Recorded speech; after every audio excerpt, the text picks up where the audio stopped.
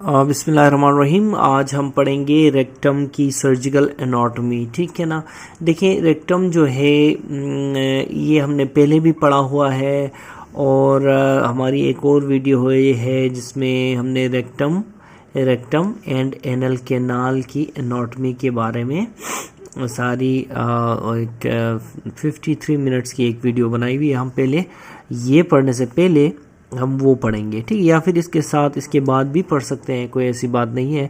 उस वीडियो में हमने कहा था कि जो रेक्टम ये जो है ऑलमोस्ट 12 सेंटीमीटर है और इसको हमने डिवाइड किया था। ये देखें 4 सेंटीमीटर 4 सेंटीमीटर 4 सेंटीमीटर के पोर्शन में अपर, मिडल, लोअर। ठीक है, उसमें हमने कहा था कि इसका जो अपर पार्ट है वो पूरे का पूरा जो है पेरिटोनियम से कवर्ड है। ठीक है ना। अपर पार्ट हमने क्या कहा था, पेरिटोनियम से कवर्ड है कहा था। और जो मिडल पार्ट है ये एंटीरियरली पेरिटोनियम से कवर्ड है। ये देखें, ये आता है यहाँ से ऐसे, पेरिटोनियम का फोल्ड ए से आता है। ठीक है ना, ए से आता है और ये सारी पेरिटोनियम इसको कवर कर रही होती है। यानी कि मिडल पार्ट का सिर्फ एंटीरियर पोर्शन और अपर पार्ट पूरे का पूरा पेरिटोनियम से कवर्ड है कहा था। इसमें फिर हमने कहा था कि इसमें हॉस्टन वॉल्स होते हैं। हॉस्टन वॉल्स, ये जो वॉल्स हैं ये देखें, ये 3 हॉस्टन वॉल्स हैं। ठीक है ना। ये हॉस्टन वॉल्स जो है ये कोलोनोस्कोपी में जो डॉक्टर होता है वो आइडेंटिफाई करता है, गैस्ट्रोएंटेरोलॉजिस्ट। ठीक है। इसी तरह और भी बहुत सारी हमने डिटेल बताई थी। हमने उस पर बताया था कि डिनोनविलर्स फेशिया क्या होता है और इसी तरह हमने बताया था कि वॉल्डेयर्स फेशिया क्या होता है। प्री सेक्रल फेशिया के बारे में हमने डिस्कस किया था और जो है फेशिया प्रोप्रिया के बारे में हमने डिस्कस किया था। वो ज्वाइन करके कैसे वॉल्डेयर्स फेशिया बनाते हैं ये भी हमने उसमें डिस्कस किया था पूरी वीडियो में। ठीक है, अब इसमें हम लाइट सी एनाटॉमी पढ़ेंगे। देखें, लेंथ ऑफ द रेक्टम जो है वो ऑलमोस्ट 5 इंचेस होती है। 5 इंचेस, 1 इंच जो होता है वो 2.5 सेंटीमीटर का होता है। अगर 2.5 इंटू 5 कर लो, 5 5 25, 2 5 दूना 10, तो 2 12। ठीक है, 12.5 यानी कि जो 5 इंचेस है जो है वो इसका टोटल लेंथ है। कुछ बुक्स में 13, 12 to 15 इस तरह लिखा हुआ है, लेकिन 5 याद रखें आप। ठीक है। अच्छा, रेक्टम कहाँ से बिगिन करेगा? ये शुरू होता है in front of the S3। In front of S3 rectum start होता है और कंटिन्यूएशन है सिग्मॉइड कोलोन की। ठीक है ना, सिग्मॉइड आके ऐसे होके रेक्टम बनता है। ठीक है ना, तो ऊपर इसके सिग्मॉइड कोलोन होता है। It passes downwards following the curve of the sacrum. Sacrum की जो कर्व है ना उसको वो करता है, फॉलो करता है। फॉर एग्जांपल ये रेक्टम है, ये सेक्रम है, इसकी कर्व को फॉलो करता है और पास करता है downwards and ends 1 inch in front of the tip of the coccyx. ठीक है, टिप ऑफ द कॉक्सिक्स पे आके ये एंड होता है। S3 से स्टार्ट होता है, टिप ऑफ द कॉक्सिक्स पे आके ये एंड होता है। वहाँ से टिप ऑफ द कॉक्सिक्स से नीचे फिर एनल कैनाल होती है हमारी। ठीक है ना। अच्छा, फिर ये क्या करता है, pierces pelvic diaphragm and continues with anal canal. ठीक है, वही वाली बात है। ठीक है। अच्छा, lower part of the rectum जो होता है, lower part of the rectum ये पेल्विक डायफ्राम के अबव होता है। ठीक है, जैसा कि हमने कहा था ना, ये देखें rectum upper part, middle part और लोअर पार्ट। ठीक है, lower part of the rectum is above pelvic diaphragm. अगर ये पेल्विक डायफ्राम है तो इसके अबव होता है। ठीक है ना। और इसमें क्या होते हैं, रेक्टल एम्प्यूले होते हैं। ठीक है ना, यहाँ पे रेक्टल एम्प्यूले नजर आएंगे आपको। ठीक है, lower part of the rectum में। ठीक है, इसी तरह प्यूबोरेक्टेलिस की स्लिंग जो होती है, देखिए प्यूबोरेक्टेलिस जो मसल होता है, ये मसल जो है असल में पार्ट ऑफ लिवेटर एनाई होता है ना। तो इसकी जो स्लिंग होती है ये कहाँ होती है, रेक्टम और एनल कैनाल के जंक्शन में। इन दोनों के जंक्शन में ऐसी स्लिंग सी होती है, इसकी स्लिंग रस्सी टाइप ऐसे स्लिंग सी होती है। इससे बीच में से रेक्टम और एनल कैनाल ऐसे इसकी जंक्शन, नीचे एनल कैनाल और ये रेक्टम। ठीक है, ऐसे स्लिंग होती है।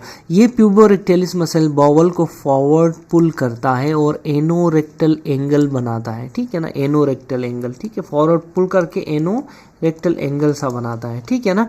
डायग्राम में देखें, डायग्राम में ये देखें, ये प्यूबो रेक्टेलिस है। सबसे पहले देखें कि ये रेक्टम है, ऊपर ये रेक्टम है, रेक्टम के इर्द गिर्द ये देखें ये प्यूबो रेक्टेलिस की स्लिंग है, ठीक है ना। अच्छा, उसके बाद नीचे ये देखें ये एनल कैनाल स्टार्ट होती है, तो ये पुल करता है फॉरवर्ड की तरफ और एनो रेक्टल एंगल बनाता है कहते हैं, ठीक है ना। ठीक है, तो ठीक है, अब पेरिटोनियम की बात करें तो वही वाली बात है। पेरिटोनियम जो है पेरिटोनियम अपर 1/3 के में, अब देखें हमने क्या किया था, हमने इसको अपर 4 सेंटीमीटर, मिडल 4 सेंटीमीटर और उसके बाद लोअर 4 सेंटीमीटर में डिवाइड किया था ना। 1 पार्ट, 2 पार्ट और 3 पार्ट। रेक्टम को हमने 3 पार्ट्स में डिवाइड किया था। तो ये जो इनका पेरिटोनियम का जो अपर जो थर्ड है, अपर थर्ड, इसको एंटीरियरली और लेटरली पेरिटोनियम कवर करती है, और जबकि मिडल पार्ट को सिर्फ और सिर्फ एंटीरियरली कवर करती है पेरिटोनियम, और लोअर थर्ड पार्ट में कोई पेरिटोनियम कवरिंग नहीं होती। याद रखें, लोअर थर्ड में कोई पेरिटोनियम कवरिंग नहीं होती, ठीक है ना। तो ये देखें, ये आप सामने से देख रहे हैं, right side and left side. यहाँ पे हॉस्टन वाल्व है, upper Houston valve, lower Houston valve और मिडल हॉस्टन वाल्व होता है, ठीक है ना। तो ये हो गई पेरिटोनियम की बात, ठीक है ना। हॉस्टन वाल्व जो है इनको ट्रांसवर्स फोल्ड्स भी बोलते हैं, इसके बारे में हमने पहले भी बताया हुआ है। ट्रांसवर्स फोल्ड्स भी बोलते हैं। ये फोल्ड्स जो हैं वो कैसे बनते हैं, mucous membrane of the rectum और plus mucous membrane of the rectum plus इसमें क्या बनता है, सर्कुलर मसल लेयर, ठीक है, सर्कुलर मसल लेयर, ठीक है ना, मसल लेयर, ये मिल के ये हॉस्टन वाल्व। याद रखें, लेफ्ट साइड पे अपर हॉस्टन वाल्व और लोअर हॉस्टन वाल्व होते हैं, राइट साइड पे मिडल हॉस्टन वाल्व होता है, ठीक है ना। ये बिल्कुल ऐसे डायग्राम आप बनाएंगे, ठीक है ना। ये थोड़ा सा ऊपर, ये देखिए ऐसे बनता है, upper Houston valve, lower Houston valve are on the left side, right Houston valve, right side पे जो है वो मिडल हॉस्टन वाल्व होता है, ठीक है ना। अब मसल कोड की बारे में बात करें, इसमें देखें आउटर लॉन्गिट्यूडनल मसल्स होते हैं और इनर सर्कुलर मसल्स होते हैं, ठीक है। आउटर लॉन्गिट्यूडनल और इनर सर्कुलर मसल्स, और ये स्मूथ मसल होता है, ठीक है।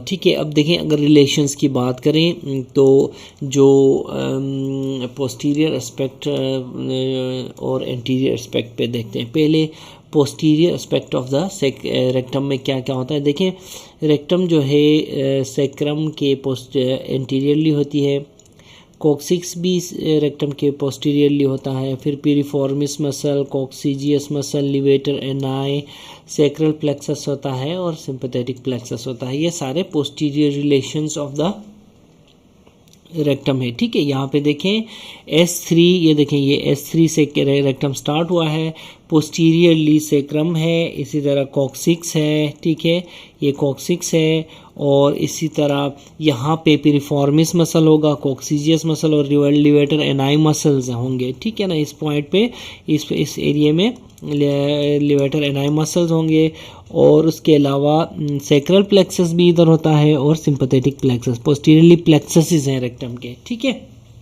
रेक्टम के पोस्टीरियरली प्लेक्ससेस हैं, ठीक है। इसी तरह अगर एंटीरियर की बात की जाए, देखें एंटीरियरली अपर अपर 2/3 हैं एंटीरियरली, उसमें sigmoid colon and coils of ileum होते हैं, ठीक है ना। दे ऑक्युपाई रेक्टोवेजाइकल पाउच या फिर पाउच ऑफ डगलस, ठीक है। ये देखें, ये जो पोच है ये रेक्टम है ना, ये देखें ये रेक्टम है, ये रेक्टम है, और इसके एंटीरियरली कौन है, रेक्टोवेजाइकल पाउच। इस पाउच में कॉइल्स ऑफ इलियम होते हैं, कॉइल्स ऑफ इलियम होते हैं और सिग्मॉइड कॉलोन होते हैं। फीमेल में ये पाउच ऑफ डगलस कहलाएगा, ठीक है ना, फीमेल में पाउच ऑफ डगलस कहलाएगा, ठीक है ना। अच्छा, तो एंटीरियरली ये हो गए, ठीक है। इसी तरह फिर ये तो हो गया upper surface, anteriorly upper surface में, ठीक है। ये देखें ये सारा ये अपर सरफेस है यहाँ से ऊपर, ठीक है ना। तो एंटीरियरली ये है coils of ileum, pouch of Douglas या रेक्टोवेजाइकल पाउच, ठीक है ना, ये सारा। एंटीरियरली हो गया। अब लोअर में फिर एंटीरियरली क्या है, ये देखें प्रोस्टेट नज़र आ रहा है, ब्लैडर, सेमिनल वेसिकल्स, ये सारे नज़र आ रहे हैं जो lower third of the rectum के आगे, ठीक है। लेकिन इन फीमेल में, अगर ये पेशेंट फीमेल होता तो फीमेल में आपको इस जगह में पोस्टीरियर सरफेस ऑफ द यहाँ पे विजाइना होता, ठीक है ना, तो ये posterior surface of the vagina rectum के एंटीरियर रिलेशन में आती, ठीक है। तो ये तो थे रिलेशंस किसके, रेक्टम के, ठीक है ना। इन फीमेल्स और मेल्स याद रखें, ये दोनों के दोनों थोड़े थोड़े डिफरेंसेस हैं, ठीक है, ठीक है ना। तो ब्लड सप्लाई जो है रेक्टम की कैसे होगी, रेक्टम की ब्लड सप्लाई देखें, आर्टरीज, पहले आर्टरीज देखें। आर्टरीज में सबसे पहले हमारे पास है सुपीरियर रेक्टल आर्टरीज, उसके बाद है मिडिल रेक्टल आर्टरीज, उसके बाद है इंफीरियर रेक्टल आर्टरीज। देखें superior rectal artery is direct continuation of inferior mesenteric artery, ठीक है ना। It is the chief artery, याद रखें, जो कि म्यूकस मेम्ब्रेन को सप्लाई करती है, ठीक है ना। और ये फिर डिवाइड होती है राइट ब्रांच में और लेफ्ट ब्रांच में। इन आर्टरीज़ की सुपीरियर, मिडल और इंफीरियर रेक्टल ब्रांचेस की आर्टरीज़ की ब्रांचेस जो हैं, इनकी जो ब्रांचेस हैं ये आपस में एनास्टोमोस करती हैं, और राइट और लेफ्ट ब्रांच भी आपस में एनास्टोमोस करती हैं इंफीरियर मेसेंटेरिक आर्टरी की, ठीक है, ठीक है ना। अब देखें जो superior rectal artery, middle rectal artery और इंफीरियर रेक्टल आर्टरी है, ये किन किन आर्टरीज़ की ब्रांचेस हैं मैं बताता हूँ। यहाँ पे देखें इस डायग्राम में स्पेसिफिकली ये जो है पेक्टिनेट लाइन है, ठीक है, दिस इज़ पेक्टिनेट लाइन, ये जो जा रही है यहाँ से यहाँ तक, this is an imaginary line, ठीक है। पेक्टिनेट लाइन जो है, पेक्टिनेट लाइन से नीचे और ऊपर कुछ डिफरेंसेस हैं, ठीक है ना। यहाँ से ऊपर एंडोडर्मल ओरिजिन है, ठीक है, और यहाँ से नीचे एक्टोडर्मल ओरिजिन है, एक्टोडर्मल ओरिजिन है, ठीक है। अब यहाँ पे आपको एक बात बताऊँ, यहाँ इंफीरियर रेक्टल आर्टरी सप्लाई करती है पेक्टिनेट लाइन से नीचे, ठीक है। इंफीरियर रेक्टल आर्टरी जो है that is a branch of internal pudendal artery, ठीक है, इंटरनल पुडेंडल आर्टरी, ठीक है। इंटरनल पुडेंडल आर्टरी फिर कहाँ से आती है, इंटरनल इलियक आर्टरी की ब्रांच है, ये इंटरनल आई है, इंटरनल इलियक की आर्टरी की ब्रांच है। यहाँ आर्टरी जो है सुपीरियर पार्ट पे, ये सुपीरियर रेक्टल आर्टरी है, ठीक है, which is a branch of inferior mesenteric artery, ठीक है ना। तो ऐसे होता है, ठीक है।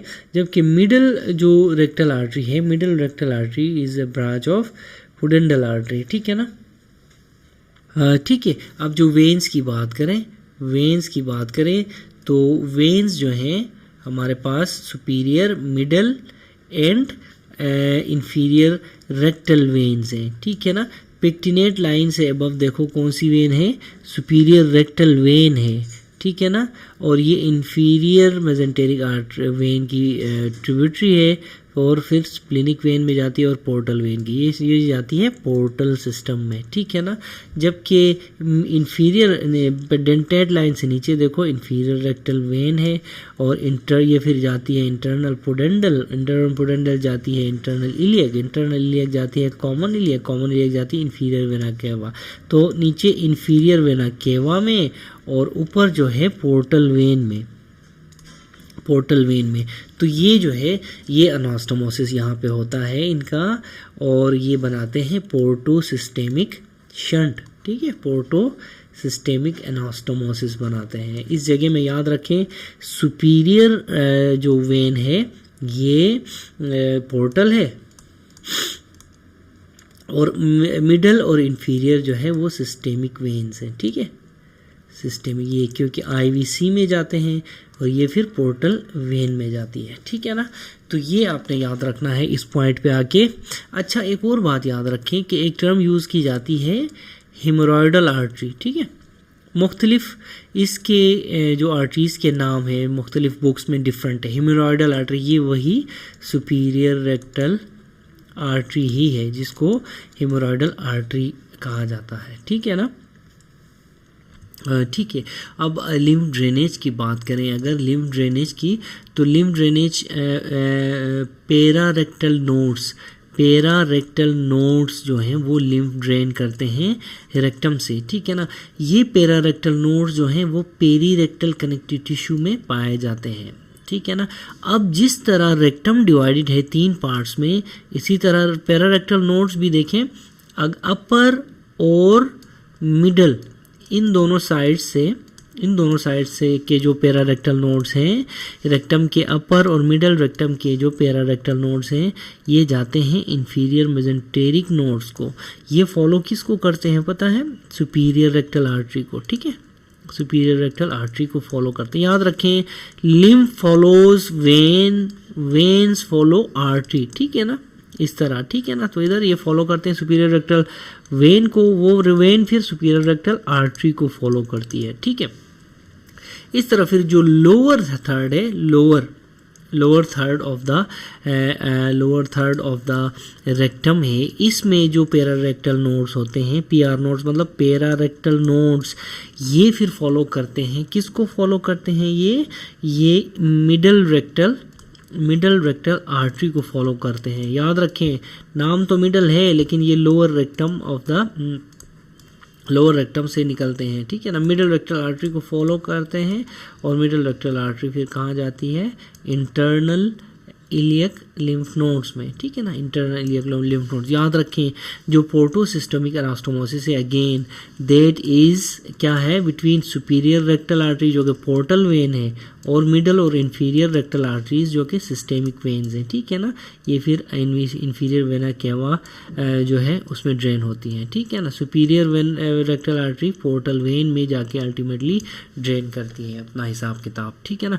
यहाँ भी वही बात है, देखें, lymphatics drain to internal iliac lymph nodes, pectinate line से ऊपर internal iliac lymph nodes, pectinate line से नीचे सुपरफिशियल इंगाइनल लिम्फ नोड्स में ये जाते हैं, ठीक है ना, ठीक है ना।